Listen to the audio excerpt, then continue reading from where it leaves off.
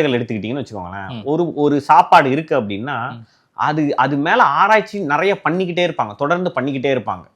நம்ம ஊர்ல அது மாதிரியான ஆராய்ச்சிகள் நம்மளுடைய சாப்பாடுல பண்ணியிருக்காங்களா அப்படின்னு கேட்டிங்கன்னா, சாப்பாடுடைய மூலப்பொருள்ல பண்ணியிருப்பாங்க. ஆனா சாப்பாடு செஞ்சுட்டு அந்த சாப்பாடு மேல ஆராய்ச்சியோ இல்ல அந்த சாப்பாடை சாப்பிட்டதுக்கு அப்புறம் சாப்பிட்டவங்களுக்கு என்ன பாதிப்பு என்ன இம்பாக்ட் ஏற்படுத்தியிருக்கின்ற ஆராய்ச்சியோ கிடையாதுங்கிறதான்.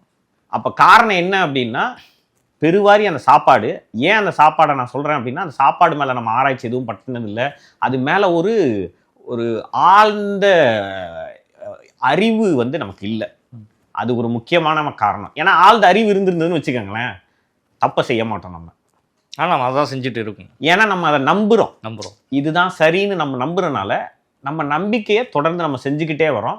அந்த நம்பிக்கையை போய் நீங்க யாருக்கிட்டயாவது சொல்லுங்களேன், அந்த நம்பிக்கையை உங்களால் உடைக்கவே முடியாது. ஏன்னா அது அவங்க ஆள் மனசுலேயே அவங்க நம்புறது. ஏன்னா நம்ம பழக்க வழக்கத்திலே இருக்கிறது.